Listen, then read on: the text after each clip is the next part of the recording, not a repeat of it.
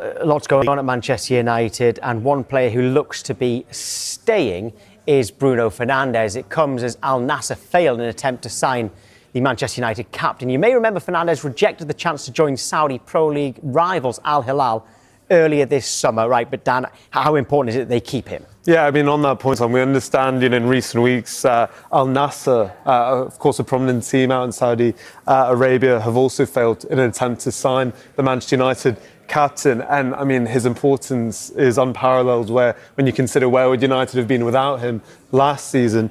And you just look at his statistics there last season. I mean, Kevin, you can look at it as well in terms of give that a bit more context. But, considering how much of a struggle it was for United last season, he was pretty incredible individually. Well, it's a pretty damning statement if you let a player of that quality and that importance go. And I think he is an identity figure. He is somebody that does grab games by the scruff of the neck. I know he has had criticism sometimes for some of his meltdowns in the bigger games, but actually, you look at the body of work in general, he's very, very impressive. And perhaps most importantly of all, Ruben Amorim time and time again speaks up for him and talks about how important a player he is. So to let him go effectively for financial reasons, I think is a really bad look. So I think it's really important they keep him.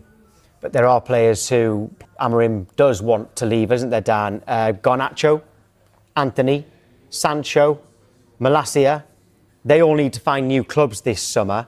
But it's looking at this stage, with 4 weeks left, it's easier said than done. Absolutely, and I think they all have their own individual circumstances. With Jadon Sancho, we reported last week, Borussia Dortmund could be potential suitors once again for Sancho, but there's going to have to be considerations on Sancho's part with his salary demands. You look at Alejandro Garnacho, and we'll be talking about Chelsea very soon. We know they're very much, admirers of Garnacho, but they have other targets they're trying to get over the line perhaps before they pursue that deal. Sancho Malasia has just not played a lot of football, so when clubs look at him, very difficult to have an evaluation on him as well. And Anthony, we've seen he was very good at Real Betis, but again, is there a market for him right now in terms of his wages and the fee United would want for him? Well, we'll have to find out, but I don't think United's window is by far done anytime soon, but there's a lot of incomings and outgoings, but they also have to keep the sheets balanced as well.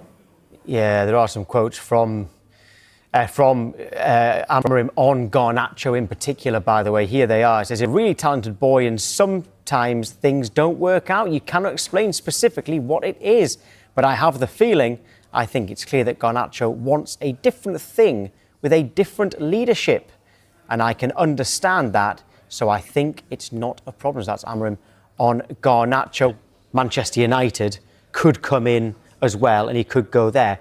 Would Manchester United, Dan, potentially have the upper hand because of Raasmus Hojlund? Where does he fit into that deal? It's very interesting, and I think Manchester United's window is going to be very interesting going forward until this deadline. And we know Manchester United have been having conversations with RB Leipzig about what a deal could look like for SEŠKO. But in terms of what that looks for Raasmus Hojlund, let's not forget they spent £72 million on a 20-year-old Hojlund just a few years ago. And although Hojlund has come out in the last few days to the press out in America saying, I want to fight for my place, no matter who comes in, we understand United would consider a potential offer if it suits the player and club. Of course, United suits the United need to sell players as well to raise more funds if they are to strengths in midfield and up front. So it's very interesting. All I would say, though, is for Raasmus Hojlund is, he gets a lot of criticism scoring 4 goals in the Premier League last season. But we can conclude last year that the whole team really struggled under Amorim's new system while they were getting used to it. The team now, compared to where Hojlund joined 2 years ago, had the likes of a young Alejandro Garnacho, an injury-ridden Anthony Martial. Marcus Rashford was struggling for form. You look at the team now, even if SEŠKO arrives, having Mbeumo, Cunha around you, Bruno Fernandes, it's just a completely different team. So I personally think Hojlund maybe just needs a bit more patience to be given to him and see how he works with this refined and fitter, as Amorim has said out in America, team that has had more time with him in his system. Would he fit in at Leipzig, though, if Leipzig did want Hojlund as part of this deal, or separate deal, or loan maybe?